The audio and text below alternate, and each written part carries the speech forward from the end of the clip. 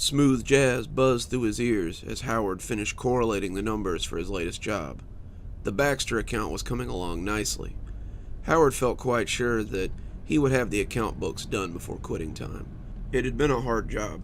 Mr. Baxter had not kept good records, but he had finally chased down all those loose ends, and Howard cocked his head like a dog that's heard a sound he can't quite place. Had someone been calling him? The smooth jazz he always listened to when he worked was devoid of words. Words tended to distract him while he was working. He shook his head and got back to it. The account was nearly done, and he had a meeting in an hour to finalize it. He'd give his boss something to crow about this time. Charles Baxter was a very wealthy man, and his business would do wonders for the company. Howard bet his boss would give him a bonus after seeing all the excellent work Howard turned to look behind him. Someone had said his name, almost spoken it in his ear. As he looked around, he was perplexed as to where it was coming from. Looking back to the computer, he began to type again. His nerves were a little rattled at the thought of a disembodied voice and Howard! Howard jumped and nearly overturned his chair. Someone had shouted his name, screamed it right into his ear. Even now, as he looked around his home office, he could see no one. Howard lived alone with no wife or children or roommates to distract him, and the thought of someone in his house made him very upset. This was his home, his place of refuge, and as he started to rise from his chair, he resigned himself to search the whole house until whoever was here was found. He had just opened the closet when the voice spoke again. "Sorry to startle you, Howard. Now that I've got your attention, I need to talk to you." Howard stared dumbly into the closet. The old jackets and blue storage bins did not begin to speak to him. No one sprang from concealment either to admit to the disturbance, and he came to realize that the voice was not coming from the house. The voice was not an intruder, or a disembodied ghost voice, of which he did not believe in. The voice seemed to be coming from his earbuds. The voice was that of an average, everyday person. Howard could have sat next to him on the bus, or chatted with him in line for his morning bagel. The voice was smooth, educated, and not too terribly unlike his own. This made Howard feel a little easier, a little calmer. As he stood looking into the coat closet, he felt less worried about home invaders, and more concerned about why someone in his earbuds knew his name. "Wonderful. Now that I have your attention, I need you to leave the house." That struck Howard as odd. Not that anything in this situation was expected, but leaving the house? Howard worked mostly from home, always had after his employer had determined that it was better for his productivity. As such, he had maintained a rigorous schedule. He really only left the house to get groceries once a week, and to visit a certain woman he liked. Their relationship was based on cash exchange only, of course, but he still had a schedule, and he liked to stick to it. "You are in great danger, Howard. Men are coming to hurt you. Men who don't want you to finish this account. And if you're still here when they arrive, I fear you won't live to see tomorrow." This filled Howard with unease. Who was coming to hurt him? Why did they care so much about the Baxter account? "I know this must be very upsetting to you, Howard, but I need you to do exactly as I say, so we can get you out of this troublesome situation. Take all the relevant information you have on the account and put it into your briefcase. Take the hard drive out of your computer, the silver box on the second tray, and put it in there as well. You can just yank it right out. It should come free. I need you to do all of this in the next 5 minutes and be at the bus stop before 2 o'clock. Go on. Get started now." Howard felt himself hesitating. Who was this voice? Why was he talking to him? How did he know that this wasn't some trick to get him to screw up all the data on his computer? Still, years of being an accountant drone meant that he had already begun to scoop the papers into his briefcase, even as he thought things over. He was used to following orders, and really, this was just one more in a long line of orders. The side of his desktop came off easily. He had saved his documents, of course, and powered it off. Now he had the case open, though, and the nagging voice asked again if he thought he was doing the right thing. This was crazy. He was going to yank a piece out of his computer just because a voice in his earbuds told him to. How did he know he wasn't being fooled? How did he know he wasn't having a mental breakdown? For all he knew, he had created the voice, which hadn't spoken in about a minute, and now he was getting ready to break his computer. "Quickly now, Howard. They're on their way," the voice said, not showing the slightest bit of interest one way or another. Howard reached in, feeling the heat from the components, and gripped the hard drive. He lifted it out of the cradle, but instead of yanking, he detached the cables and easily brought the box out. He looked at it as it ticked and cooled and put it in his briefcase. He closed the case, grabbed his hat from beside the door, and left his house. "Don't bother locking up. You probably won't be back," said the voice in that who cares sort of way. "Now, walk down to the bus stop and sit with the wall blocking your view of the house." Why wouldn't I come back to my house, Howard thought, but he moved to the bus station without really thinking. He was running on autopilot as he came to the bus station and just sat down. The longer he sat, the longer the voice remained silent, the more he doubted that it would come again. A woman with a bratty kid sat next to him, and he clutched his briefcase on his lap.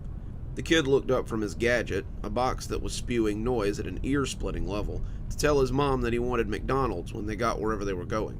She just patted him and said she would. The kid turned his grubby face back to the gadget then, and gave no more thought to the conscious world whatsoever. That was when Howard saw the car. The black town car drove right past the bus station and into his driveway. 4 men in black suits climbed out and walked towards his door. One of them knocked, 3 loud clumps, and they all waited for 30 seconds in a state of impatient tension. They all had sunglasses on and shiny black shoes. Howard thought they looked like government agents in a spy movie. As he peeked around the bus station wall, he saw one of them drive that shoe right into the door after receiving no answer. As they filed in, he thought he saw them reach into their coats for something. But the voice came back just as a big silver bus pulled up in front of the stop. "Never mind that, Howard. It's not your concern anymore. Just get on and take the bus to the number 12 stop. You can do that, can't you?" As Howard flashed his bus pass and took his seat, he found that he could. He rode the bus for the better part of an hour. He kept a firm hand on his briefcase, and as he rode, his eyes kept sweeping around to look at the other riders. The bratty boy and his doting mother were a few seats away. The kid hadn't looked up from his gadget since he'd spoken to his mother, and she seemed to be busy watching the world go by. An older woman was sitting up near the front with the driver. Her clothes made him think that she might be homeless, and a young man with headphones on was sleeping near the back of the bus. The flashing sign near the front said that they were nearing stop number 4. If the stops were in some kind of order, it would be 8 more stops before it was his turn to get off. He glanced out the window as they drove, the bus stopping occasionally, but rarely picking anyone up. The voice in his earbuds hadn't spoken for a while. He was again beginning to wonder if he'd made the whole thing up. Here he was, on a bus, with his work and his hard drive in a briefcase like some kind of spy. Maybe he had been working too hard. Maybe his boss was right, and he really did need to take some time off. "I don't want to alarm you, Howard, but it seems that the men in the town car are following you."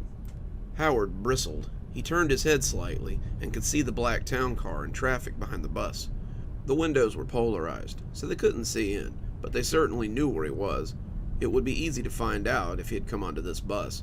He didn't exactly blend in, and then what would they do? Would they gun him down on the bus in front of all these people? Would they arrest him? Why were they after him? "I need you to get off at the next stop, Howard. Don't hesitate. Don't look around. Just step off the bus and take the alley to your left." Howard pulled the handle over his head, and when the bus stopped, he calmly walked out onto the busy sidewalk. The doors closed, and the bus rolled on into traffic. Behind it, the town car followed, being none the wiser that Howard had gotten off.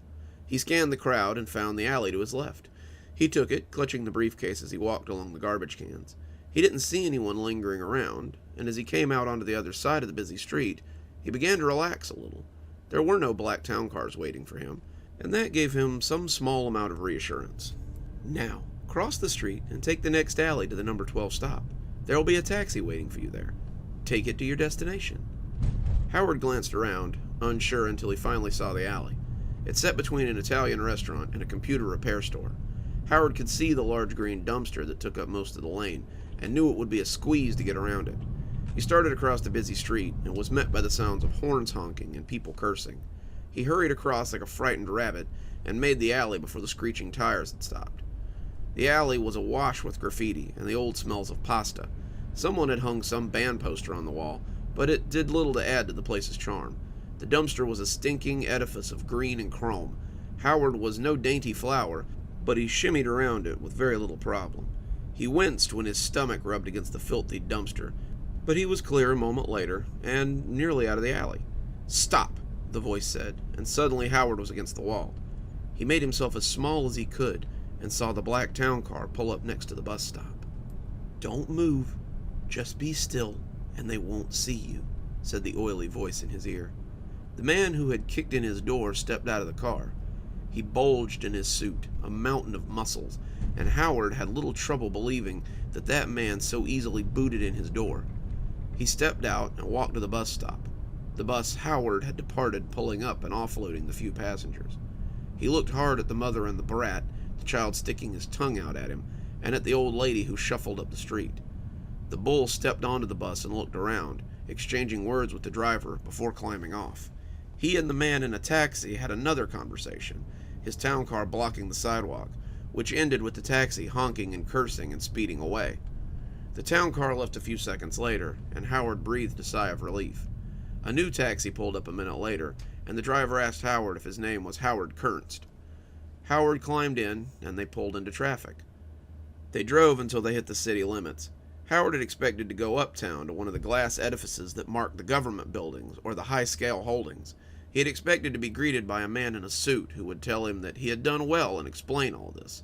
Instead, they drove into the desert. The driver didn't speak, he just drove. Howard was becoming nervous.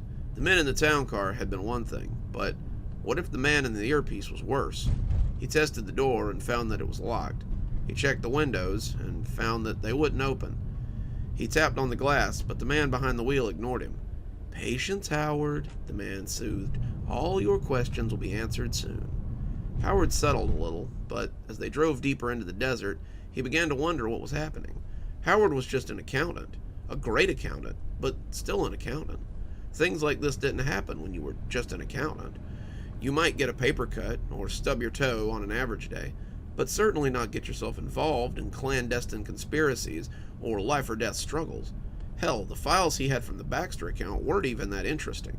Baxter owed a lot of money to the government, had a lot of back taxes, but Howard had managed to clear that up. His orders had been to make the problem go away, and he had.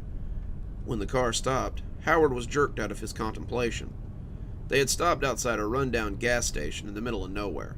Howard must have been wool gathering for longer than he thought, because the sun was dipping low in the sky behind said station, and the afternoon was beginning to sink into evening. A sensible black sedan was parked in front of the gas station, and as they approached, a man opened the door for Howard and ushered him out. The man was wearing a black suit, much like Howard's pursuers, and his sunglasses reflected Howard's scared face back at him as he climbed from the taxi.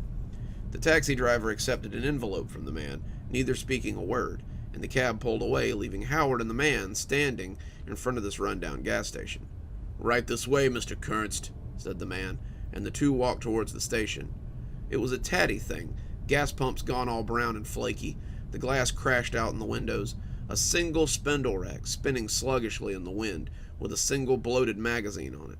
Howard had seen 1,000 of them in his time, utterly forgettable, and he feared to die in a place like this and become as forgotten as the old station.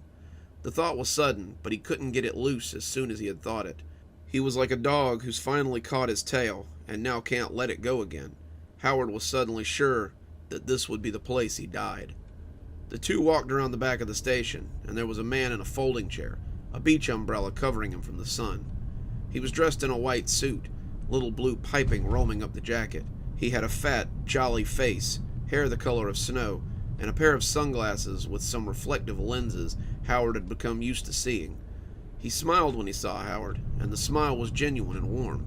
He pulled an earpiece out as they approached, and spread his pudgy arms wide as though to hug him. "At last, Mr. Kernst, at last you've arrived. May I call you Howard? It seems silly to rest on formalities after we've been through so much."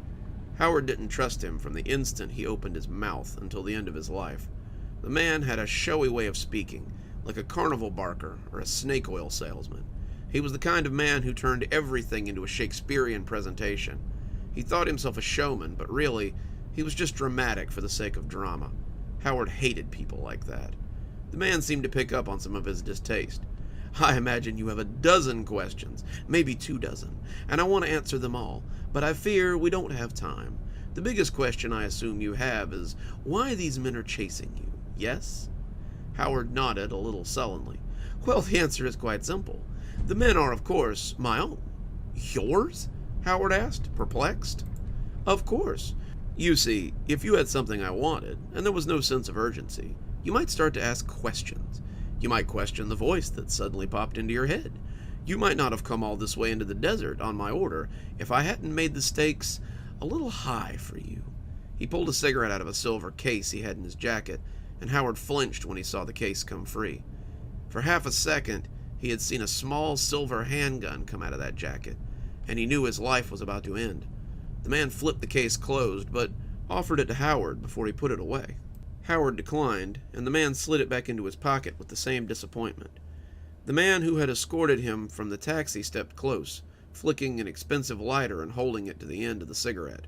Howard considered running into the desert while he was occupied. Catching a bullet in the back, however, did not seem much better than dying right here. Now then, I imagine you'd like to know why I went to all this trouble to get the papers you have in your briefcase. Well, that's a little more complicated. You see, Charles Baxter has made some very important people very angry. He's made enemies out of the kind of men who don't really get mad. They get even. And in 22 hours, he will cease to exist forever. He will be erased from life, erased from memory, and erased from time. Howard gaped. Who was this guy? How exactly did you go about erasing someone from time? Charles Baxter was a fat cat around here, probably one of the most prominent businessmen in 3 states, but surely he was small potatoes in the grand scheme of things, right? So, as you can see, it's very inopportune for you to have files that prove this man existed at all. Charles Baxter is already dead. His associates are, as we speak, being ferreted out. You, Howard, are the last loose end we need to tie up. But why kill me just for having this information? The man shrugged noncommittally. Because it's easier than having you reprogrammed. At the end of the day, you're an unmarried accountant whose absence will go unremarked. You have no family, no real friends, not even any pets to mark their bowl's emptiness. You've lived an unremarkable life, Howard. Your death will be much the same. He threw the cigarette into the sand, half smoked, and held his hands out towards Howard. Now then, the case, please.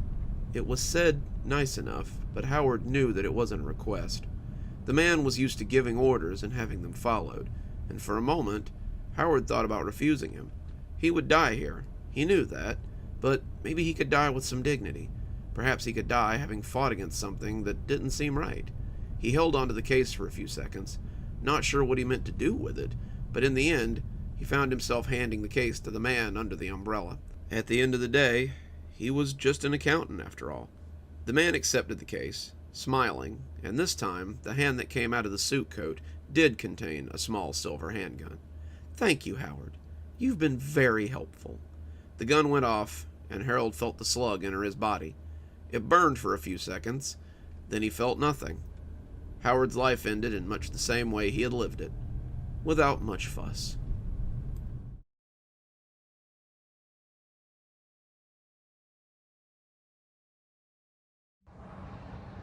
When I was 8, I was abducted for about an hour. I know that's an odd statement, but trust me when I say, it gets weirder. When I was 8, a man abducted me right off the street. My parents and I lived in a shabby apartment about a block from my primary school. Since Mom worked days and Dad worked nights, I was responsible for getting myself to and from school since I was 6. I walked the same way home every day, and if someone was trying to snatch me, it wouldn't have been hard to learn my routine. So there I was, walking to school with my Power Rangers book bag swinging off my shoulder, thinking of nothing more pressing than the math test I hadn't studied for the night before. Suddenly, a white van rolled close enough to ruffle my hair with the side mirror of the van. Then a hand caught the handle at the top of my book bag and pulled me in. I struggled as the meaty hand lifted me into the passenger seat, but he pulled me up with little effort. He reached over and shut the door, his arm crossing right in front of my face. This would have been my opportunity to bite or kick or fight in some way before the van rolled on again.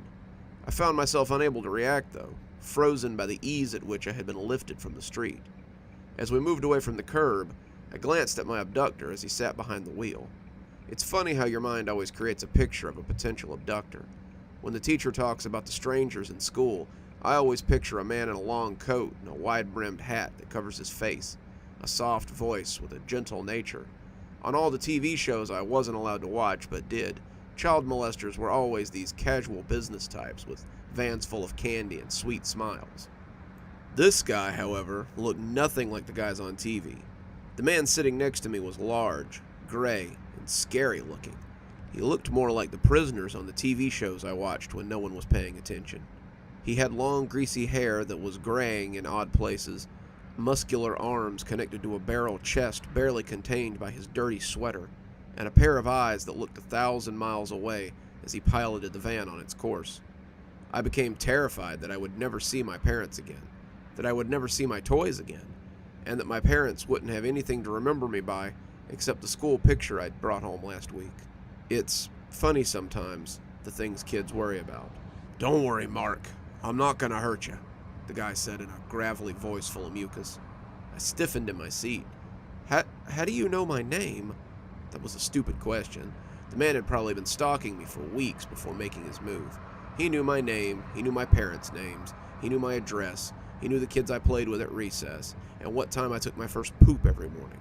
He had stalked me like a hunter stalks a deer, and now it was time to move in for the kill. "Because I am you." That took me by surprise.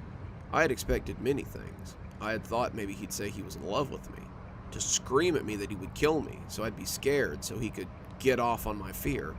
Maybe even that he would keep me forever, that he'd be my new dad, or I'd be his new son.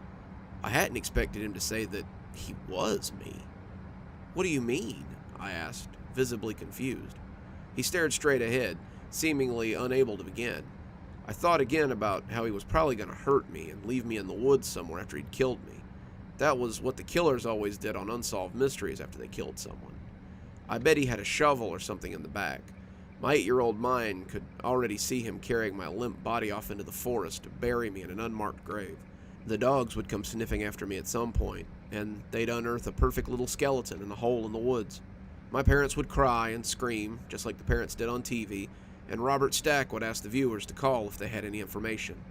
It's funny, the places a kid's mind goes when he's in panic. "This is hard, kid. Now that I'm here, I don't know how to start." We sat in silence for a few more minutes before he found his words. "So, in 40 years, humanity cracks the secret to time travel." He paused again, unsure how to continue, before finally settling into a rhythm. "By the time they do, you will have spent 20 years of your mandatory 2 life sentences in prison." I turned to look at him, unable to comprehend what he was saying. "Prison? Why am I in prison?" He sighed, fishing a cigarette out of the cup holder, where he had several sitting loose. He pressed the lighter on the dashboard and put the cigarette in his mouth as he waited for it to pop again. "We've done some things we aren't proud of, Mark. We acted in haste, and now we have to contemplate at leisure. Let's just say that you took the easy way out one too many times, and finally, it came back to bite you. The old neighborhood claims us all eventually, Mark. You're living in a septic tank, and it's only a matter of time before you get pulled down into the shit." The lighter popped, making me jump, and he yanked it out and pressed the tip to the cigarette. He inhaled and turned back to look at me. "We don't have much time. Someone noticed me take you off the street. At least they did last time. And the cops are going to pull me over in about 10 minutes. You have to stop this from happening. You can't let the old neighborhood claim you like it always does. There are bad people there, people that will be responsible for your downfall. You have to get as far away from them as you can. You have to get away and never look back. If you stay, you'll be forever damned. Get out, Mark! Get out and live!" The cigarette jittered in his lips. He was shaking me then, yelling into my face, shaking me as the cigarette's red end swam back and forth in his mouth. I felt my head getting fuzzy as he shook me, and when the red light started flashing, I thought it might be from all the shaking. He stopped then, turning to look back at the lights, and reached into his pocket to pull out a gleaming piece of steel. It was a gun, a big gun, and when he stepped out of the car and leveled it at the policeman, they seemed afraid. They weren't afraid when they shot him, though. They yelled at me when I climbed out of the driver's door, but I didn't care. I held his hand as he lay dying, his face turning to look at me. I could see that half his cheek was missing. His sweater was turning the color of autumn leaves, and when he spoke, it was gurgly and wet. He coughed a bright spray of blood onto my shirt, and I still remember how it stood out against the bright yellow as the cops came running towards me. Get Out, Mark. Get out before it's too... By the time they got there, he was dead. My parents arrived shortly after I got to the police station. Mom hugged me, crying, and Dad wrapped himself clumsily around me as well. It was the first time in months that I could remember seeing them together. As they folded me into their embrace, I remember thinking that everything was going to be okay. I could avoid the scary man's prophecy and prevent the terrible fate that he was trying to warn me about. How naive I was then. That night, Mom and Dad had a terrible fight. Mom wanted to leave the neighborhood. She wanted us to stay with Grandma and Grandpa for a while, until we could find a different place. She didn't feel safe here, not in a place where people just got picked up off the street and nearly kidnapped in broad daylight. Dad wouldn't hear of it. He had lived here his whole life. This was where his work was. She was crazy. Maybe she could just get another job somewhere, but he wasn't about to throw away 10 years on the job because she was scared. As I lay in bed, I realized that everything wasn't just going to be okay. I clutched my stuffed Ninja Turtle tightly as they continued to rage at each other in the living room.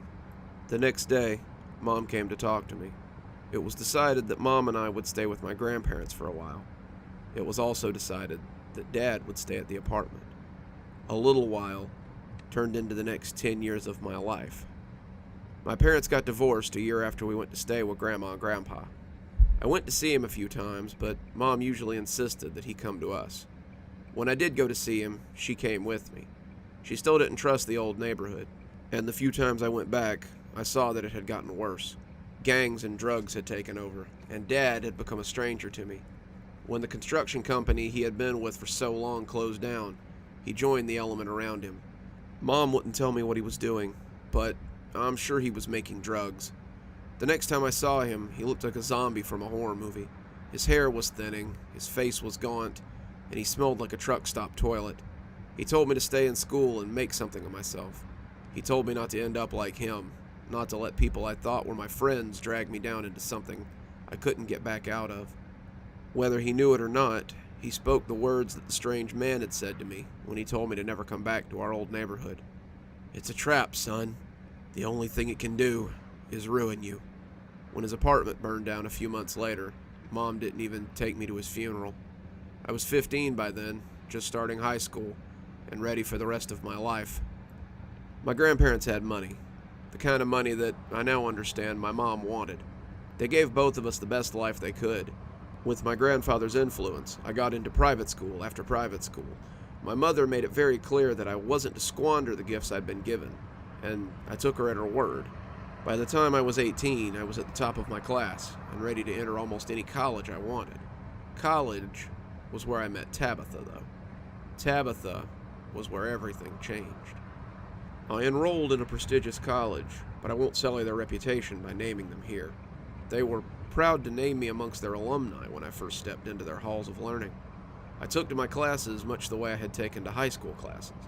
I excelled, was noticed, and was praised for my hard work. I made the dean's list and was invited to join the kinds of academic circles that would ensure I had my own level of influence when the time came for my children to attend school. I was as far from that sidewalk in my old neighborhood as I had ever been.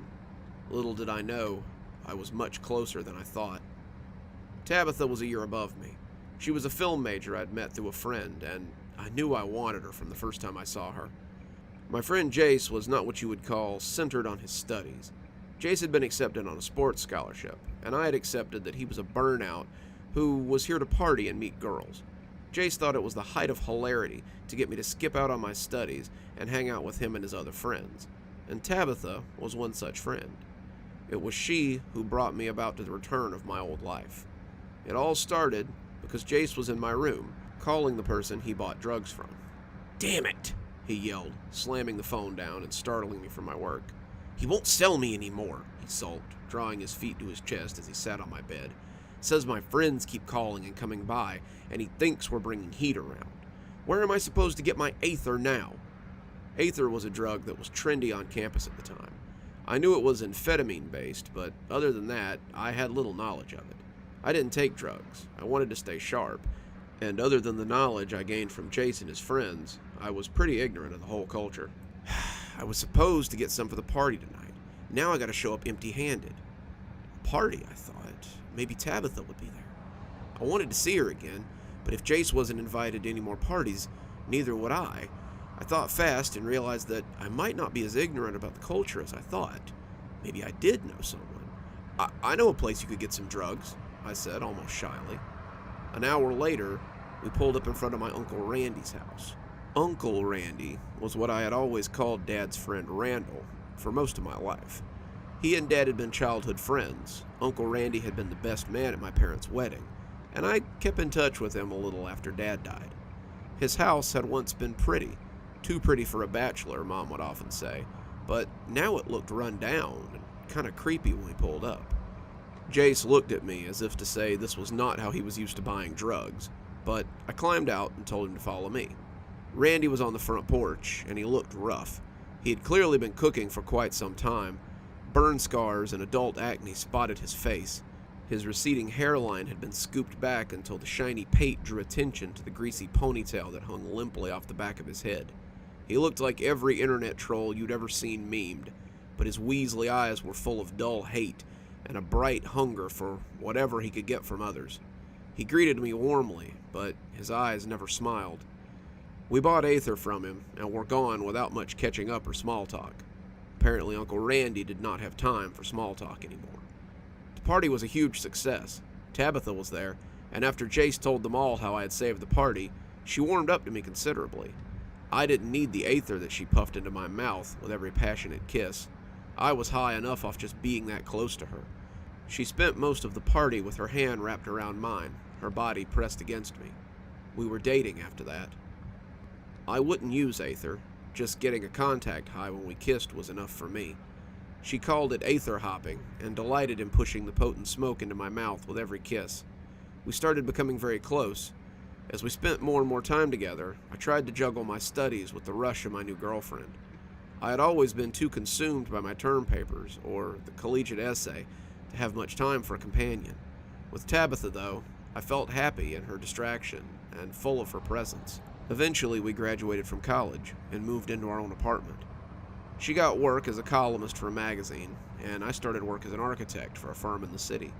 The money was good, we were both making enough to do the things we loved, and we found ample time to spend with each other. Tabitha kept her drug use under control, and I had broken myself of what little habit I had. Tabitha was enough for me, and I hoped I was enough for her. I was so naive. We'd been together about a year when she started spiraling. She said that she wrote better when she was on Aether. She certainly wrote more, but probably not better. The magazine she wrote for began to kick the articles back, not pleased with her work. This made her more self-conscious and made her use more. As the money stopped coming in, she still seemed to find ways to get Aether. She never asked me for money, and I could always tell when she was just going day to day, trying to find her fix. In hindsight, I should have realized what was going on.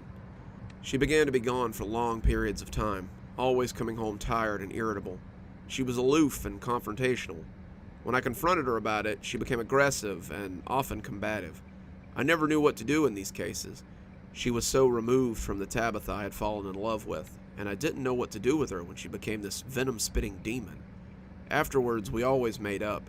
She said how sorry she was, and promised she'd never do it again. Then we repeated the experience a few weeks later. The night she came home with bruises was really when I lost it. We fought, a screaming match like none we'd ever had, and she stormed out of the apartment. I heard her car start up and leave the lot. I just sat in our apartment, wondering what I should do. What I did in the end was follow her. I had often worried that her drug use might send her spiraling out of control, so I had installed a program on her phone that would let me track its location. I know this sounds invasive, but I was terrified that she might get lost or hurt, and I might need to find her quickly. Aether has some severe health risks, and the thought of her having a heart attack or something, and no one being able to find her, hurt me deeply. I wish, now that I had just let her leave, I followed her to the neighborhood. I followed her to Uncle Randy's house. Her car was parked outside. As I walked up, I could already hear a low noise coming from the living room. The lights were off, the living room curtains were drawn, but they were illuminated from behind by the glow of the TV. The door was ajar, one of her purple sneakers left across the threshold. As I pushed the door open, I could hear Tabitha's heady moans and could guess what was going on. Randall was her supplier. When she couldn't pay him, she had settled up in other ways. Now she was in his living room, paying with the only currency she had left. I'd like to say that I flew into a rage, but I didn't. I'd like to say that I blacked out, but I didn't. I remember everything with crystal clarity. I opened the coat closet and took out the shotgun I knew that he had there from childhood. It was loaded, as it always was, and Uncle Randy had kept it as clean and oiled as the day he had shown it to 7-year-old me. He told me it was for bad people that might want to hurt him. He told me it wasn't a toy, and I should never point a gun at anyone I didn't want dead. A lesson that came back to bite him that day. Tabitha screamed when she saw me framed in the living room door. She had been smiling a moment before, but now all the blood had drained from her face. She looked like the corpse she would soon become. Randy turned his head, that greasy tail swinging. He looked at me in surprise, and I leveled the shotgun at the two of them, my face a cold mask of indifference. Tabitha said my name, mouthed it before her perfect chest was a spray of blood, and the buckshot turned it into a pitted landscape of gore and viscera. Randy said nothing. The first shot had opened up the top of his skull, and he died instantly. She lay atop him, tears welling in her eyes as she fought for breath. She fixed me with those eyes as if to say, well, what else was I supposed to do? I didn't have an answer for her. I just dropped the gun on the worn rug and walked out onto the front porch to wait for the cops. I wasn't there when she died. I didn't hold her in my arms and tell her how sorry I was. I just sat on the porch and listened to her gasp out her breaths until they were muffled by the sound of approaching police sirens. I was convicted of a double homicide at the age of 22. I was given 2 life sentences, and I will never see the outside world again. Except, I guess I will. I don't know how old I'll be when the program makes me an offer. The self I met was old, but everyone over 20 is old to an 8-year-old. If I had to guess, I would say he was somewhere in his 40s, but that's just a guess. He told me I would be in prison for 20 years. I guess this is a fact that's set in stone. As I sit in my cell and think about my future, I often think about what he said. Someone saw me take you off the street. At least they did last time. That leads me to believe that he experienced this when he was a child. Maybe I always go back and try to warn myself, and perhaps I always fail. What if my life is nothing but a loop of trying and dying to keep myself from coming to Randy's living room and ruining my life? How long has this loop been going on? What would happen if I closed it? Would I simply cease to exist? I lay on my single bed some nights, staring at the roaches crawling across the ceiling, and think about the people who have brought me to this point. My mother, my father, my grandparents, Jace, Tabitha, Uncle Randy, and I somehow know what must be done as they all swim by. When it's my turn to step into the past, I don't think I'll explain anything. I might just take the gun out of my pocket and shoot myself as I sit rooted in the passenger seat and see what happens next. I've got 20 years to think about it, I guess. Plenty of time to work out the finer points of my own murder.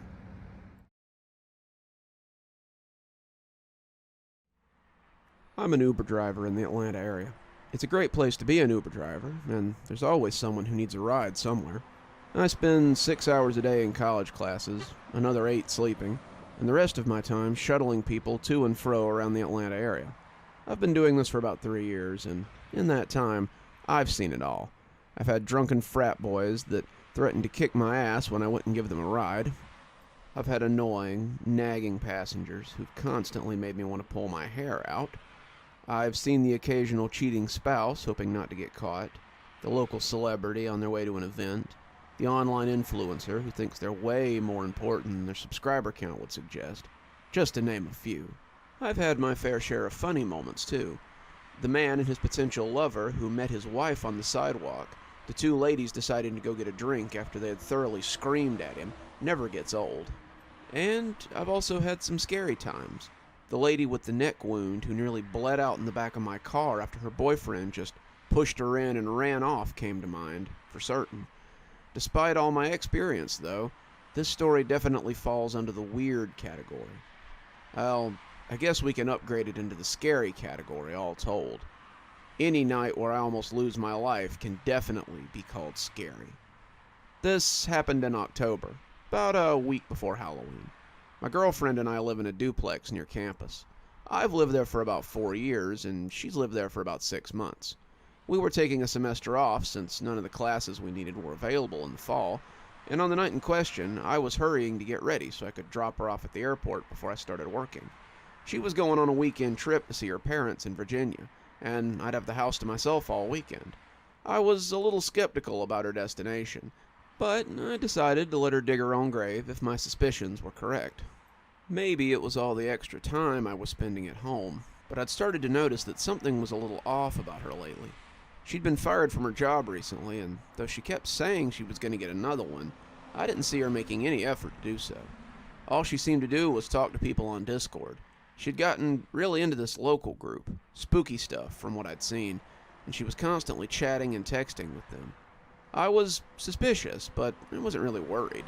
At that point, I figured the worst she could do was dump me. We chatted on the way to the airport, talking about what she'd do once she got there, and how much she would miss me. She bemoaned how bored she would be at her parents' house, and when we arrived at the airport, she kissed me goodbye and headed into the busy terminal. As she left for her parents' house, or wherever she was going, I decided to get some work in, since I was at the airport anyway. I pulled into the temporary parking area and signed into the Uber app. The airport was usually an excellent place to find fares, and sure enough, someone was trying to get a lift.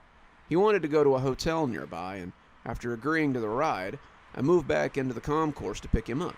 He was a big dude, around 6 feet and muscular. He had a bag, which he put in my trunk, and a smaller bag, which he kept on his lap. I asked him where he was going, and he verified the address, so off we went. He was pretty quiet the whole way there. He looked cramped in my back seat, like a sardine in a can, but he took it well. Mostly he just played on his phone, typing away to someone as we rode in silence. That wasn't uncommon, and I honestly preferred clients who weren't chatterboxes. There was nothing worse than trying to hear your GPS over some drunk backseat DJ who wants the aux cord, or some tourist who wants a guided tour of the city as you dodge rush hour traffic. We drove for about 20 minutes before pulling up outside the hotel without much fuss. I told the guy we'd arrived, and he quickly slipped the phone into his carry-on and offered to tip me for arriving so quickly. I said it wasn't necessary, since that sort of thing was usually handled through the app, but he went ahead and slipped a 20 up next to my headrest, and I took it with thanks. Rules or not, money is money. He asked if I'd pop the trunk, and when he had his suitcase, he thanked me and walked towards the front of the building. I was getting ready to check the app for fares in the area when I heard a noise from the back seat. It was that high-pitched ding noise that so many phones use for notifications, and when I looked in the back seat, I realized the guy had forgotten his carry-on. It had slipped into the floorboard, and I could see the black light on his cell phone through the mesh. I dug out the phone and started to reach for the door when my eyes registered what the message on the lock screen had said. A picture of a pretty blonde was next to the message, and she was asking if he'd gotten to the hotel yet. Another popped up to say that she was running a little late, but she'd be there in 5.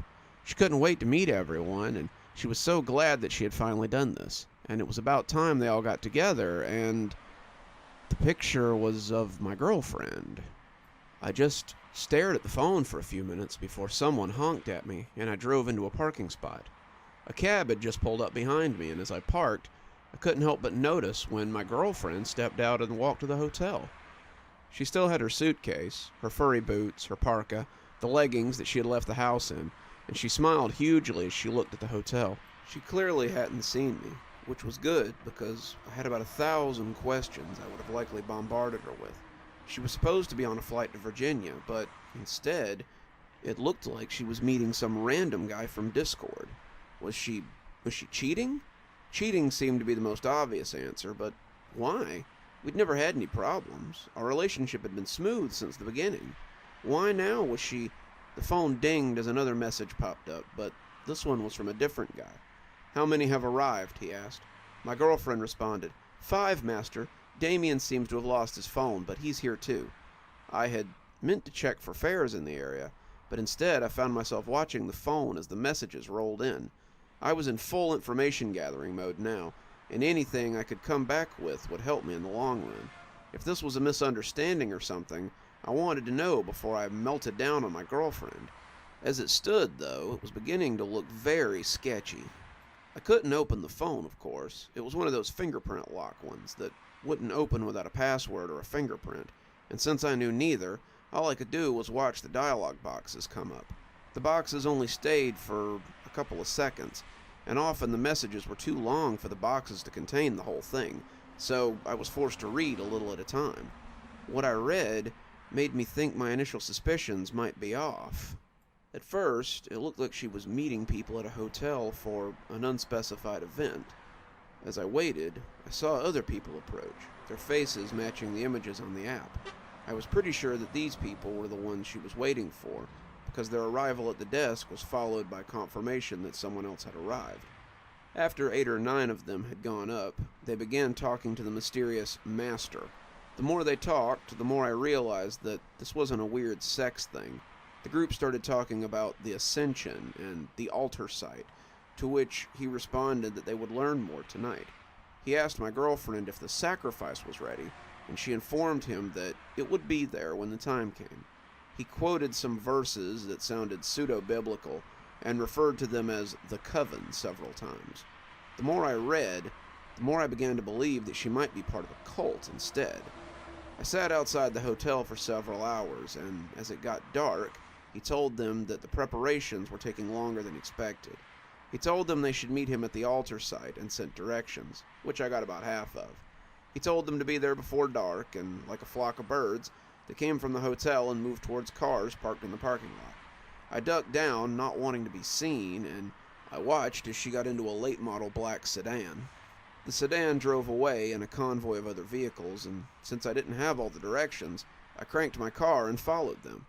As they moved out of town and got onto the highway, I tried not to make it obvious that I was tailing them. The freeway was busy. It's close enough to end-of-day traffic that I can hide in a crowd, but as we left the interstate, it became harder to blend in. As the sun sank, I saw the turnoff for the access road, their cars kicking up dust as they rumbled down the gravel road. I didn't want to lose them, wherever they were going, so I pulled off the road for a few minutes before following. It turned out they were heading for Panola State Park. As I drove down the bumpy outlet road, the sun started to set for real. The trees started leaning in on me like hands in a funhouse, and the road was so narrow that if someone decided to leave, I'd be in for some trouble.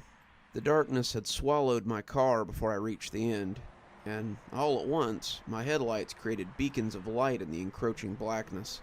The park was beautiful during the day, but in the late-night shadows, it had a spooky look to it that only wooded areas in fall can pull off. I suddenly had Blair Witch flashbacks as I trumbled through the spooky backdrop. My girlfriend was definitely into some weird stuff here, weirder than even my imagination could have conjured up, and I knew that I needed to get her out of there before things got bad. When I reached the end of the outlet road, I found a dark parking lot with several cars in it. It must have been a campground at one point or another. I could see a bathroom and a picnic area off the parking lot, and the lot was flanked with lights that no longer seemed to work. I turned off my lights and got out of my car, but when no one immediately came out to get me, I figured they had moved on. I snuck around the building, and sure enough, they were bathrooms. One was a men's room, and one was a women's room. Both were unlocked, but the doors had that broken-into look. Someone had set up a couple of tents in the shadowy space between the building and the forest, but so far I'd seen no one.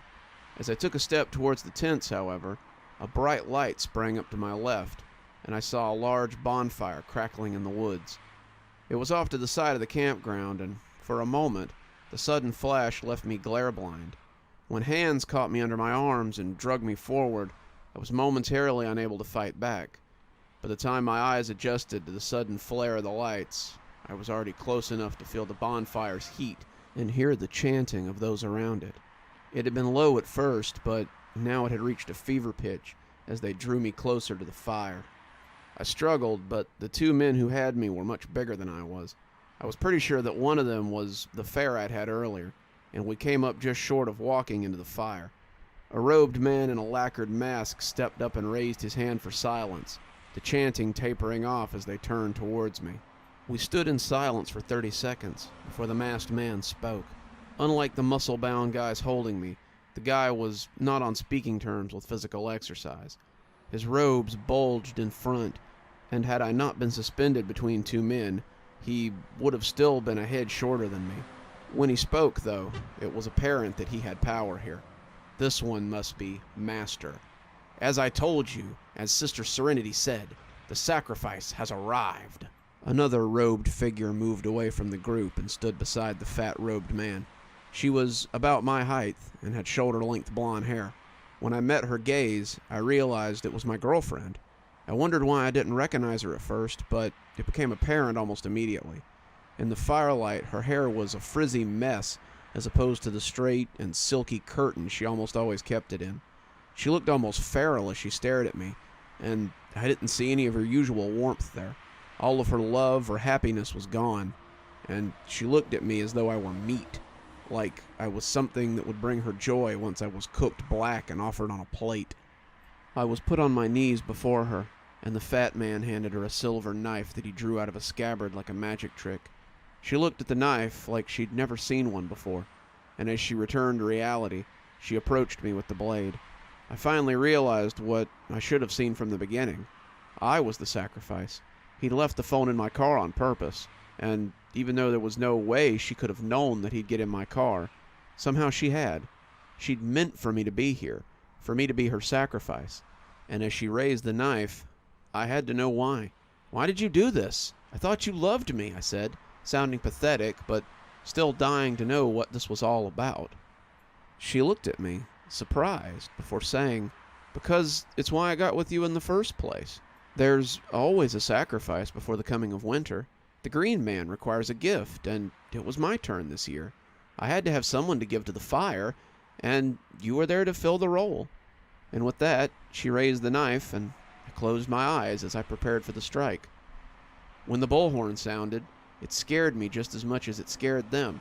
"Drop the knife and put your hands in the air. You're all under arrest for—" "Hey, don't move or we'll—" But it was too late. The knife clattered to the ground next to my head, and they all scattered like quail. I was dumped, face first to the ground, unceremoniously, as my two captors beat feet for the woods. The sounds of shouts and boots and the occasional gunshot surrounded me, and I lay still as I hoped not to be shot out of hand. Eventually a pair of boots came into my peripheral vision, and my hands were jerked back into flex cuffs as I was lifted up so the officers could have a look at me. A half hour later, and I'm in a detective's office with a warm cup of coffee and a recently freed wrist. We've been tracking these guys for years. They come to Atlanta the most often of any of their other haunts, and it leads me to believe that most of them are from here. About once every 3 years, we find a body at the state park. They take their organs, scribble some runes on the Vic, and just leave them there. Usually the animals have found them before we do. You're actually the first victim we've managed to find alive. It's a wonder we found you in time. He told me a lot of things that evening. He told me that this Green Man they all worship, some Eastern European god or something, and how they believe that if they don't make a sacrifice, he'll bring terrible fury down upon them. They always make a sacrifice right before Halloween, and it's always some random person they've probably known for less than a year. I gave him my girlfriend's name and the name of the guy from the airport, but he told me neither one checked out. Both were likely fake names, used to cover their tracks. Despite messaging my girlfriend, all I've received is a notice that the number has been canceled. So that's where I stand now. I'm afraid to go home because she has a house key. I'm afraid to go to my parents' house because she's met them. I don't know who to talk to, where to turn, or how many of our friends are involved in this little cult too. The detective told me to be very careful after all, because while they didn't catch my girlfriend, they did catch somebody. He took me to a little room with a one-way mirror in it and had me identify a pudgy guy in a robe. He was talking to another detective in a very animated way, the man staying calm despite the amount of flailing he was doing. He asked if this was the guy that my girlfriend had been talking to, the one they called Master, and I nodded. The man suddenly leaned forward and yelled at the detective, who sat back quickly despite the man's hands being chained to the table. Spit flew from his mouth as he yelled, even through the glass. I could hear what he was screaming. "You don't get it. You idiots just don't get it. We aren't worshiping the Green Man. We're all here to protect you from him. If this false sacrifice isn't received, then he will come. He'll come and he will kill. You have to release me. The sacrifice must be completed." That was about the time 2 other officers ran in and restrained him, but his message was clear enough. If anyone reading this has any information, I'd suggest you go to the police. These Green Man guys will have to strike again soon. If they believe that their actions keep us safe, if their delusion is something that must be accomplished, then any one of you may be in danger. I was groomed for 6 months, kept safe like a pig for the slaughter, but they don't have time to be so choosy anymore. The Green Man must be appeased, and soon, lest we suffer his wrath. Who knows which one of you might find yourself beside the fire this year.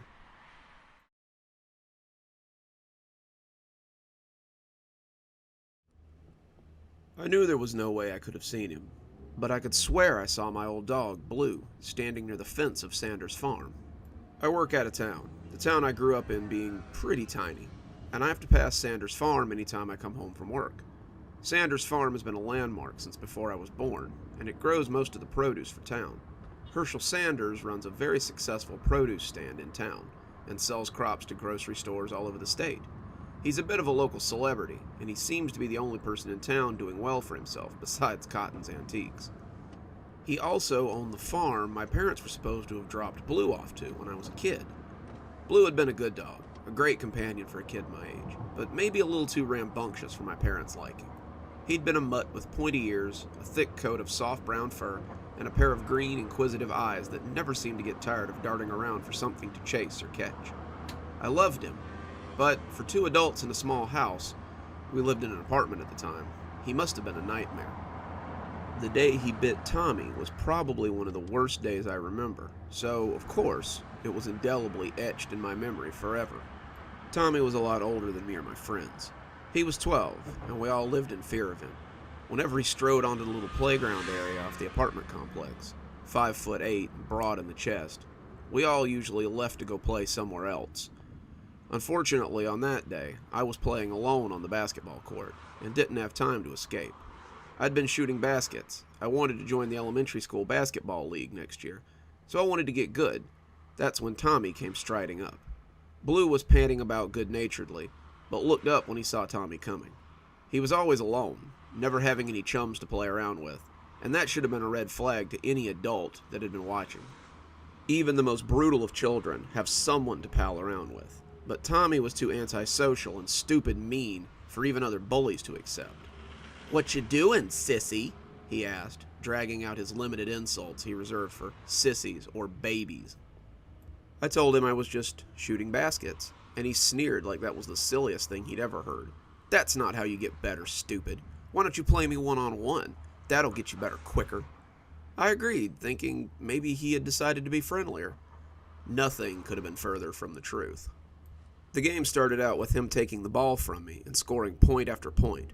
I was smaller than him, so it was easy for him to steal the ball from me and rack up points while I stumbled around. After a while, I started developing some strategies to get around him, though, and I started making some points on my own. Before I knew it, we were nearly tied, and this was unacceptable to Tommy. The game had been dirty before, but now it was downright brutal. The first time he pushed me, I heard Blue growl a warning. The second time he pushed me, I heard Blue snarl at him. On the third time, his fist coming down to crack me on the side of the head, I heard him yell as Blue sank his teeth into Tommy's backside. Tommy cried out, telling me to get my dog off him. I was shocked. I'd never seen Blue bite anyone. He hung onto the back of his jeans, worrying at him, as Tommy ran off the blacktop towards his house. He let him go as his sneakers left the court, and I laughed about it then, Blue grinning his doggy grin as he came back to rub against my hand. When the police arrived at my house later that day, I didn't think it was so funny. He told us that Tommy's parents had reported a dog bite. Specifically, they had reported that Blue had bitten their son, and now the police had come to take him away. I told them my side of the story, all the while clutching Blue around the neck, but it didn't seem to make any difference to them. A dog had bit, and now he had to be put down. I think Dad saw that I was getting really upset, because he agreed to take Blue to the police station and said he wouldn't let them put him to sleep unless I got to say goodbye. This soothed me a little, but I was still pretty upset as I watched my dog walk away for the last time. When Dad came back, it was already nighttime, but he seemed a little happier. He told me that he had come to an understanding with the police officers, and they had let him drop Blue off at Sanders' farm. Dad said that Mr. Sanders usually took in troubled dogs, or dogs that were going to be put down, and let them work on his farm as farm dogs. That way, Blue could live there, and he wouldn't have to be put to sleep. He'll have all kinds of room to run around, much, much more room than this little apartment, and he'll be happy, Dad had said. I was ecstatic. I was sad that Blue couldn't live with us anymore, but at least the police wouldn't have to put him to sleep. I asked Dad if we could go visit him sometime, to see how he was doing, and Dad said we would see. I went to bed that night and dreamed about Blue as he ran and ran on the farm, herding sheep and running off crows and enjoying his life now that he had a lot of space to play in.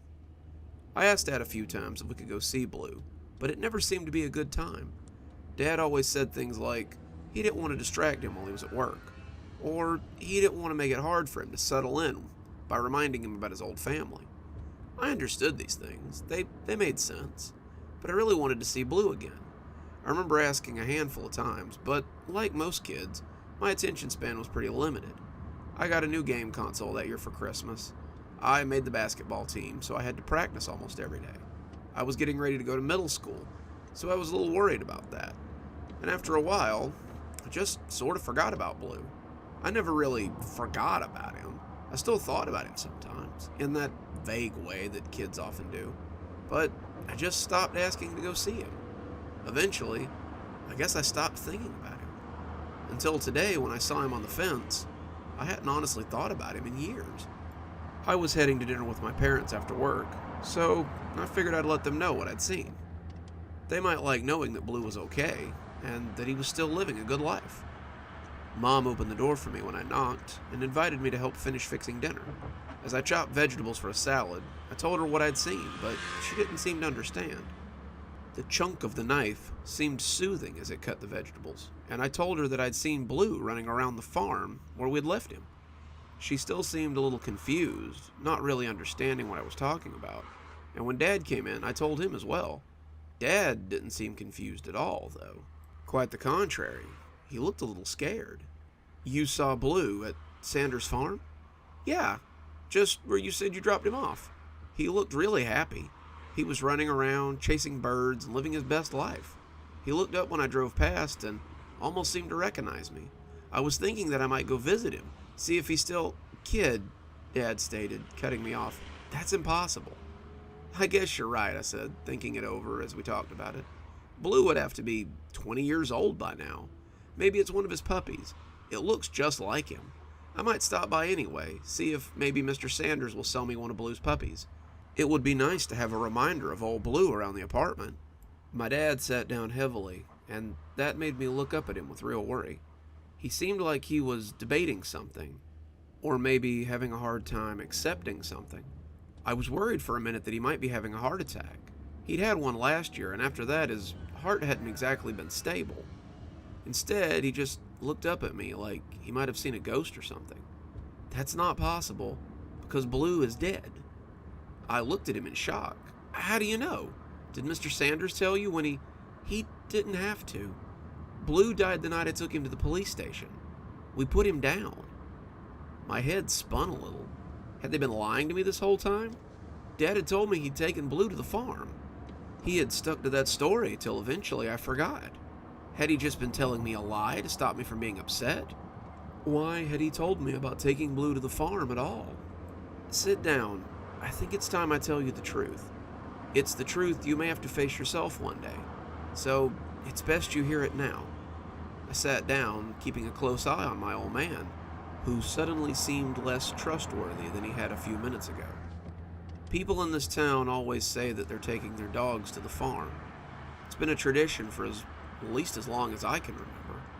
My own dad told me he was taking my dog Scout to Sanders' farm when he got too old, too sick.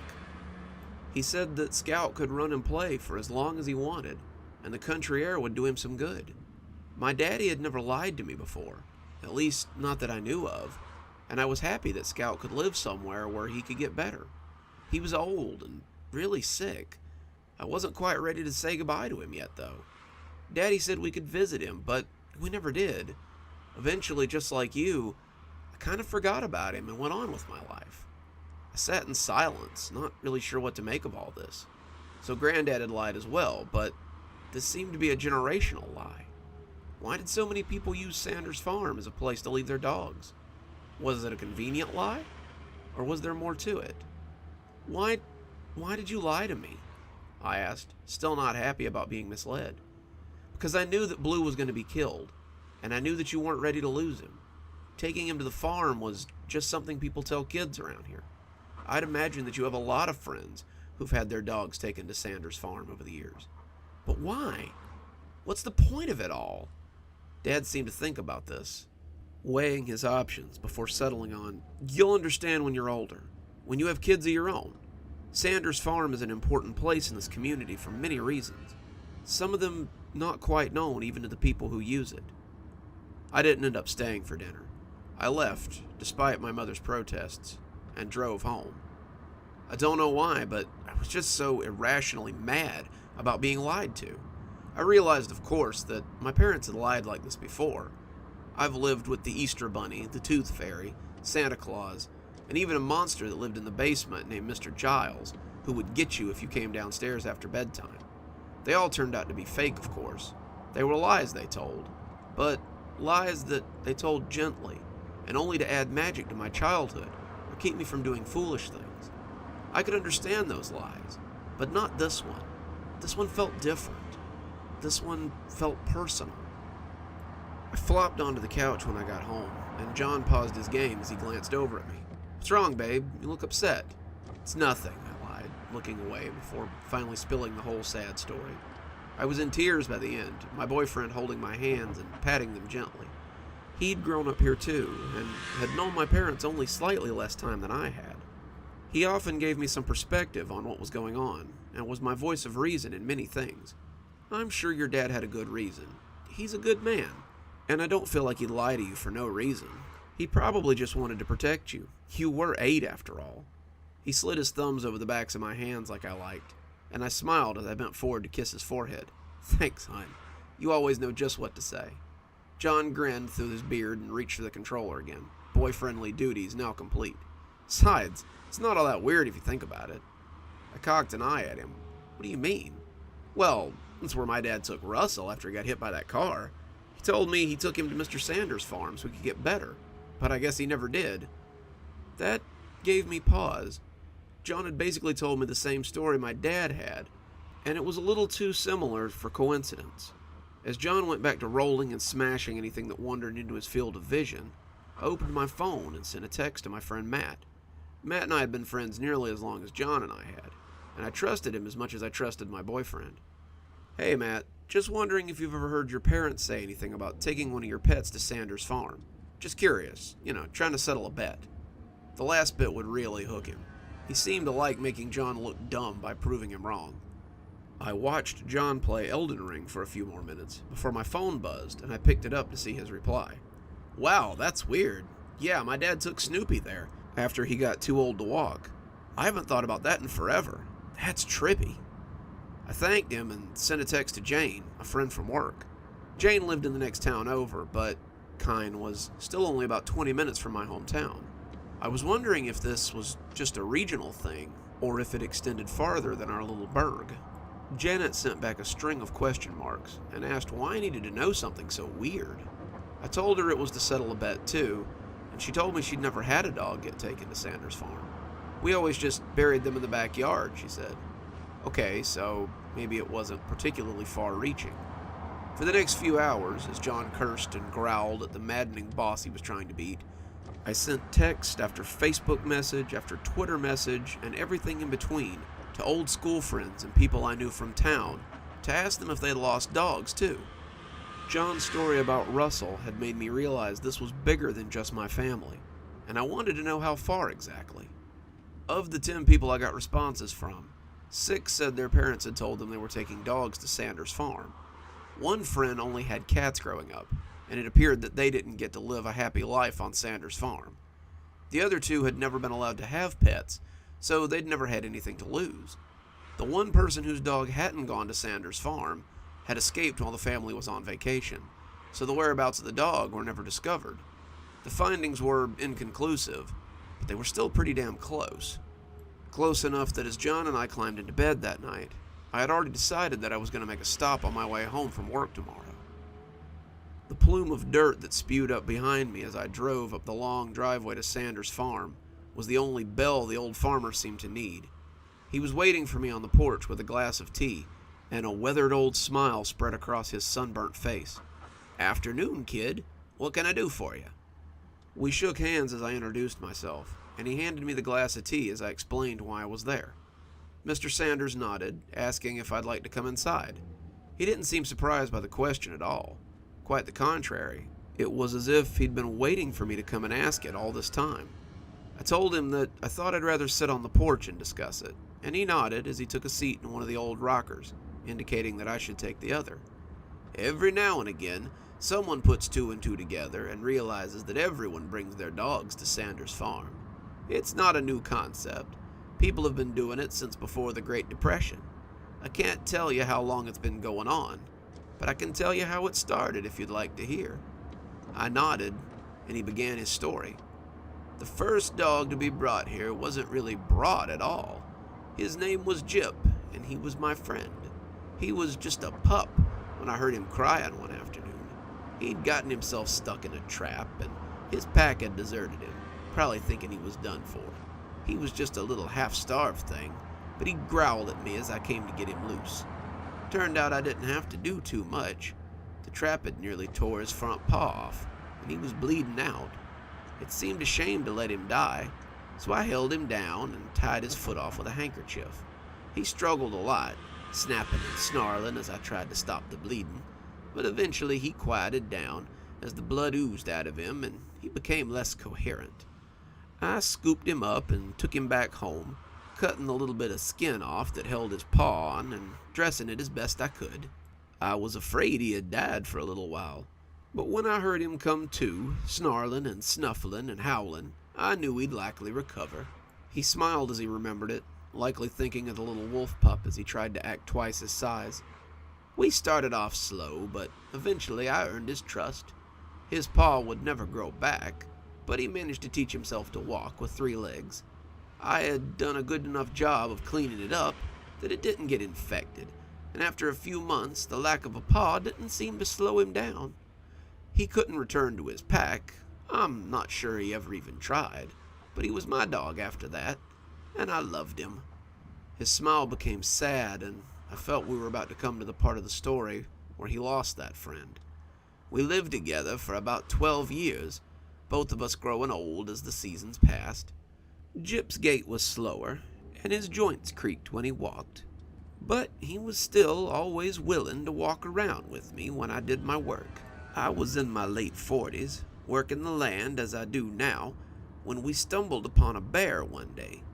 He had decided to bed down in my corn crib, and when I went down to check my stores, he woke up and charged me. Jip got between us. He was never far from my side, and gave me time to get my rifle. I put the bear down as the 3-legged wolf kept him from attacking me, but the damage was done. Jip had been slashed a dozen times, and I sat with him as he lay bleeding on the dirt floor of my storehouse. Mr. Sanders got a far-off look as he watched the sun sink, seeing far-off days as the sun set over his crops. I buried him in the field, the place he loved the most. I'd built him a house, put him a ratty blanket on the porch, but he seemed to love sleeping amongst the swaying corn plants and amidst the dirt of the field. I buried him there, thinking he might nourish the crops as his spirit lay content, but I never could have foreseen what would happen. That night, I heard a loud barking, a barking that sounded like Jip's. I rushed out with my rifle and found him smiling and barking at the edge of the field, good as new. Behind him, though, the crops had grown 4 times as plentiful. Corn and beans and squash and potatoes, everything else I grew in those days, too. Jip looked at me as though to say, "Thanks for a good life," and then he dove back into the field and I never saw him again. That was how it started. "Well, what started?" I asked, feeling my skin prickle. "The crops came in, and I brought my wares to the nearest market. I made enough money to build a new barn, buy a new horse, and eat like a king that winter. There had been enough food to stuff my storehouse, and the excess I'd taken to market was more like a normal yield from any other year. The next year I planted as I had every year, and old Jip brought in another bountiful harvest. I bought more land, made plans to plant an orchard, Began to think about buying cattle and sheep. I even thought about becoming some kind of land baron in this underdeveloped part of the country. The next 2 years were just as fine, but I was in for a surprise. He coughed a little and asked me if I'd get him a glass of tea from the kitchen. I obliged, moving into the house and taking a glass from the cabinet as I moved to the battered old fridge. I refilled my own as I poured the cold tea into the new glass. I was suddenly very thirsty, and my throat felt dry as a bone. When I brought it back to him, he thanked me before taking a long sip. After 4 years of amazing yield, the 5th year was a disappointment.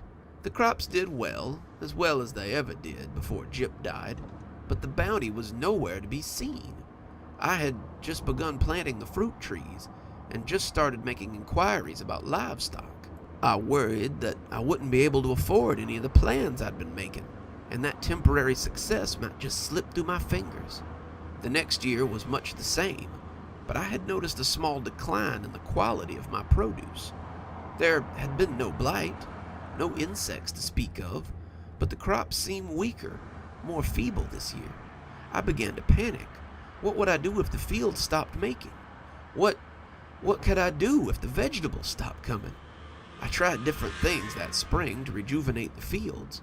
I bought tonics from a traveling man. I put down fertilizer. I tried increasing the water I gave the fields. The fertilizer, however, had made me remember that I had used something very different to fertilize the land 4 years ago, and that made me wonder if doing so might rejuvenate the fields again. The sun was sinking lower now, the fiery ring just over the tops of the corn as they waved merrily. And so I set out to find a proper sacrifice for the land, something to bring it back again. I tried forest animals. Jip had been of the forest after all, but to no avail. I tried strays from the nearby town, but they did nothing. In my desperation, I'm ashamed to say that I bought and killed animals from the local stableman, even going so far as to buy and slaughter a horse, but they did little to rejuvenate the crop. Then one evening, as I came back from the market with my pathetic yield, I nearly struck a child as he came bounding into the road. The dog with him, just an average mutt, pushed him out of the way, and my tires crunched over the animal. I heard the boy cry out in despair as he cradled the dying dog in his arms.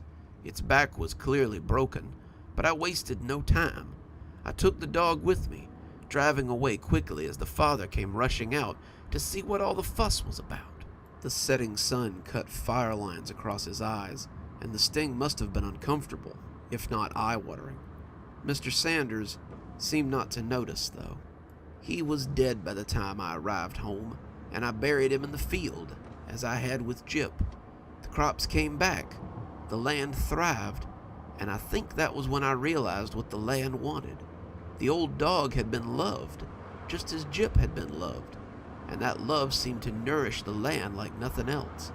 From that day on, I seemed to always have my eyes peeled for dogs. The sick ones could sometimes be taken off the owner's hands, but I had been known to buy them from struggling families as well. As the years went by and the town grew, so too did my prosperity. I was one of the largest farmers in the region. My produce sold at every general store and market for miles around. I've seen the horses replaced by automobiles, seen the carts that came to get my food replaced by trucks, and all the while, my fields continue to put out more of the stuff I needed to grow. Ah, but there was a price, and the price has become quite steep over the years. I was still mulling over what he had said, and when he paused to drain the dregs of his glass, I asked the question that had been wavering on the edge of my mind. "Mr. Sanders, how old are you?" Mr. Sanders fixed me with a mischievous grin, and it took years off of him. "Just starting to put it together, eh? I was born in 1815. I bought this land in 1845. The year I buried Jip, I was 45, and I have stayed that age ever since. Despite having more crops than I know what to do with, the land also grants me life for my sacrifice. I can't explain why, and I can't explain how, but I keep living as long as the land thrives." I wanted to deny what he was saying, but I could find no argument against it. The man looked old, sun-weathered, but not ancient. How would he manage to keep from being noticed? If he had really owned this farm for so long, how had no one seen? As my farm grew, so too did the town. The market thrived, the people prospered, and thus began the agreement. I had grown tired of finding my own sacrifices, so I made them a deal. They would bring me their dogs, those who were sick or those who were too old to carry on, and I would continue to make the town flourish. By that time, I was making a sacrifice once a month. Today, I make a sacrifice once a day. Before too long, I fear that it will become unmanageable, and the farm will fail." I said nothing, just sitting and staring, wishing I could believe that this man was crazy. I suppose that wouldn't be too bad. I've grown tired of living and making sacrifices, and maybe it's finally time to rest. Nothing lasts forever after all, not even immortality, he said, grinning. The grin made his face look skeletal, his true age shining through at last. I thanked him for the tea, thanked him for the story, and stood up shakily. "Take care of yourself, kid, and don't worry. Old Blue is as happy as any other dog here. You did what you could for him, and now he's at rest where no one can hurt him ever again." I nodded dumbly, my legs shivering as I walked down the stairs to my car. As I climbed in, I thought I saw a familiar brown snout as it poked from the rows of corn plants. My hands froze halfway to the ignition. He was grinning at me, looking out through the corn and panting happily. It was as if he had come back one last time to say goodbye, and as we locked eyes, he slid slowly back into the field. I've driven by that farm once a day since, but I've never seen Blue again. I do worry, though, about what will happen to all those ghosts if something should happen to Sanders' farm. The crops have begun to look a little different lately, less healthy, more like plants that are rotting from the inside. If the vegetables die, if the farm fails, then what will happen to all those spirits that call the land their home? There was a sign next to the dirt road today that said, "For sale by owner." I suppose soon we may very well find out.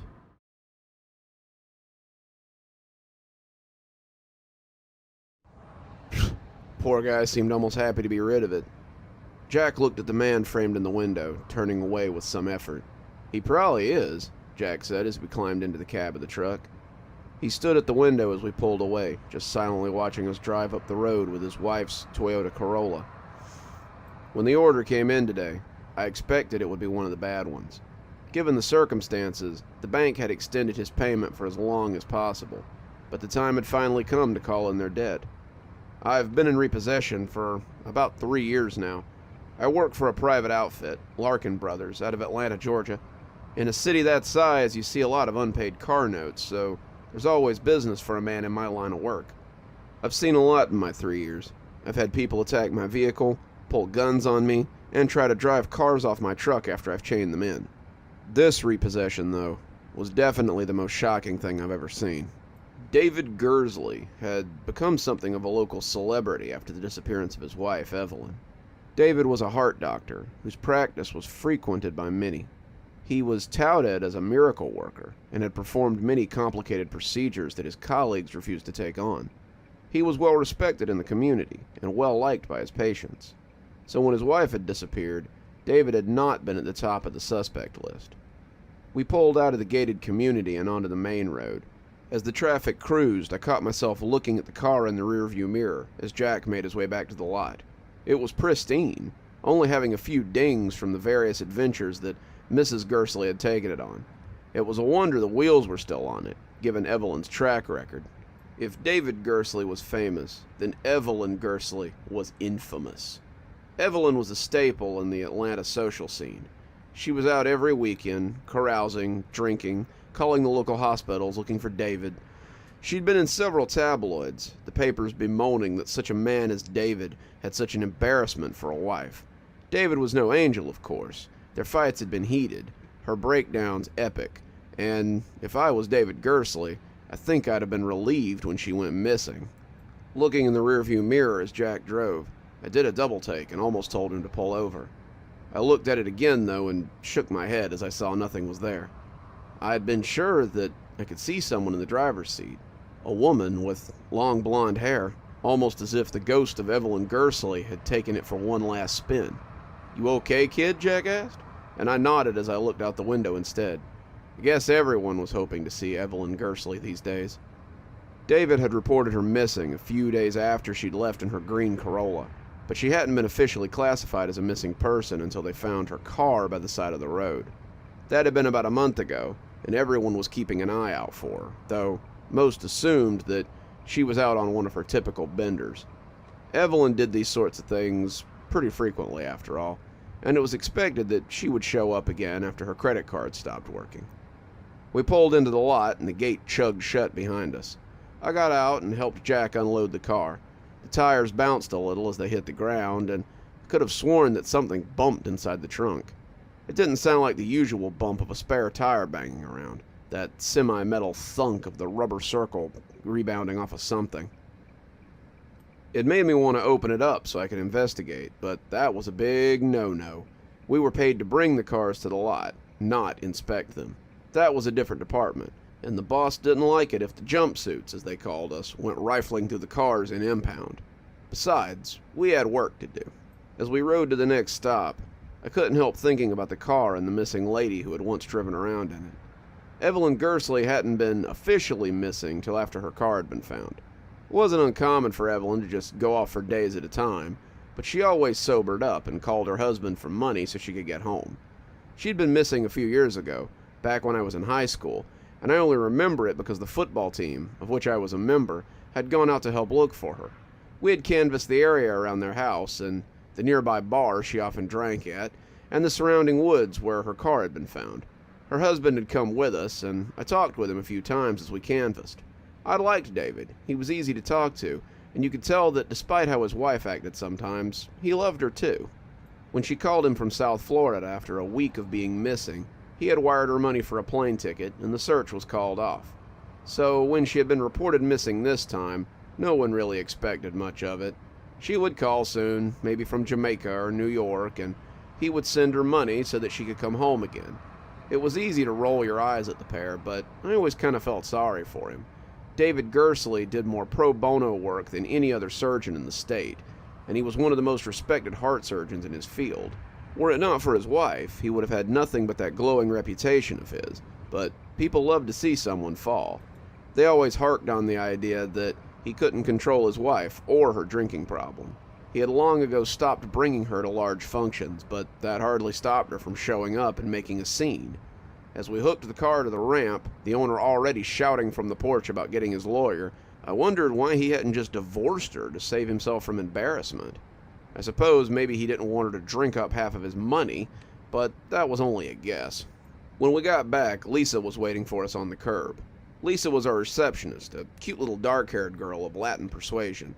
She could be fiery, she could be feisty, but the look she wore now had me believing that she was about to turn pleading. Lisa was a good worker, but she didn't like going into the impound area if she could help it. The keys she was holding in her left hand made me think she was probably about to ask Jack or me to get a car for her, and I rolled my window down and told her to toss them in. She smiled. "You're a peach. It's the red Fiesta in '55. If you could bring it up while I do the paperwork, I'll buy you lunch sometime." I caught the keys and told her it was a date as Jack and I rumbled into the impound. "You know when she says lunch, that's all she's talking about, right?" Jack asked as the gate closed behind us. "Pfft, you don't know that. Maybe this is just how it starts." "Whatever, Casanova. Go make sure everything's ready for this puppy to roll off." I climbed out and went around the back, checking the leads and ensuring everything was ready for a smooth touchdown. As I watched the car begin to lower, a loud and unpleasant process, my eyes strayed to the green Corolla we had parked earlier. It looked kind of forlorn just sitting there, that faithful engine that had taken Mrs. Gersley to so many watering holes and mostly returned her safely home again. As I looked at it, something was dripping from the back of it. It was slowly dropping onto the sand and grass of the impound lot. and the drops were thick and viscous. Looked like radiator fluid, and I wondered if maybe we had broken something when we dropped it down. Maybe some chemicals or spare engine fluid? I was drawn back to reality as Jack yelled at me to get out of the way, the ramp missing me by an inch as I jumped back. I helped guide the car back, unhooking the chains when it was level, and Jack groused at me for daydreaming as I came back to the cab for the keys. I parked it in spot 68, and as I drove past the Corolla and Lisa's Fiesta, I was glad to see that the puddle had stopped growing. I didn't think about the Corolla again until Friday. I was getting ready to go get some lunch, Lisa prepared to make good on her promise, when my boss asked me to pull the Corolla from Dr. Gersley to the inspection bay. Dealer wants to pick it up, and we need to get it inspected so they can have it. I nodded, grabbing the keys and heading into the lot to get the car. Inspections are mostly to ensure that we haven't screwed anything up when we were repoing it. That and any damage that the owner might have forgot to catalog. As I climbed in behind the wheel, I knew something was amiss at once. It had been hot the last couple of days, an absolute scorcher, and the car smelled like there might be rotten food in it somewhere. No, not food. More like someone had hit an animal and it had gotten knocked into the undercarriage. I cranked the car and rolled the windows down, powering through the task as I tried not to lose my appetite along the way. Marge was waiting for me, a stocky middle-aged mother of 3 who ran the detailing area, and she pinched her nose as she smelled the aroma through the window. Jesus, what an odor! Yeah, kind of smells like roadkill. Maybe something in the undercarriage? I'll get it on the hoist and have a look. Thanks for bringing it to me. I waved at her as I moved off to meet Lisa by the front, and the two of us headed off to lunch. On that score, Jack had been right, but the real surprise was what was waiting for me when I walked back alone. Lisa had paid for lunch, but she had taken hers to go so she could run some errands with her boyfriend. Eating my barbecue basket took some of the sting out of the revelation, but it made the walk back by myself twice as pathetic. I had struck out again, but at least there were another 3 hours of work to keep my mind off of things, right? I had just stepped into the repo lot to look for Jack when someone screamed like they were being murdered. I saw Jack heading for the inspection bay on the run, and I was right behind him as another scream shivered into the afternoon sky. It was Marge, and it appeared she had found the terrible smell. It hadn't been roadkill, or even old food, but it had solved the mystery of what had befallen Evelyn Gersley. The corpse had been in the trunk, its flesh mostly liquefied by now, and the face stared out at us from 2 empty pits. The eyes were gone, the face eaten by bugs until the skull peeked out, but it was nowhere near as grisly as the wound on her chest. Someone had cut her chest open, and the place where her heart should be gleamed wetly from her putrefied flesh. The cops came quickly when we told them that we believed we had found Evelyn Gersley in the trunk of a car we had repoed. They questioned all of us, wanting to know everything we had seen since we took the car. It didn't take long for David Gersley to be taken into custody. The cops confided in me that he hadn't fought them. It was like he was just waiting for us to come find him. Over the next few days, the details came out in the news, shedding some light on why the beloved David Gersley had murdered his wife. Evelyn had caught him cheating, that much was known, but the two had seemed to reconcile. Evelyn hadn't wanted to leave. She had the best possible life, and with David's money, she could continue to drink and cavort as she chose. Then, David had met Linda Smalls, and things had changed. Linda was a pillar of the community. She organized charity events, worked to set up soup kitchens, clothing drives, raised 5 boys, and became the breadwinner for her home when her husband's stroke last year had left him partially paralyzed. She helped so many, but it seemed that no one would be there to help her when she needed it. No one besides David Gersley. David had been following her case, hoping to find a proper donor for her. She had some rare blood type, the same blood type as Evelyn, come to find out, but the two couldn't be more different. David tried his best to find her a donor, but as her time grew closer, he realized she wasn't going to find a new heart in time. Not unless he took some drastic measures. He cut out his wife's heart, using the skills he had developed over years of doing the same for patients, and donated it to Linda Small anonymously. The revelation had caused a lot of stress in Linda Small, but she's taken the opportunity to do work with the sacrifice that he made for her. I think back on that every now and again, telling the new guys about it now that it's my turn to drive the truck since Jack retired last year. From then on, the boss made it a rule to check the trunks of the cars before we left them in the lot. All vehicles are searched for anything suspicious before we sign off on them, so that nothing like this happens again. We're more careful now, but I doubt we'll ever encounter a situation that weird again. Least, I sure as hell hope not.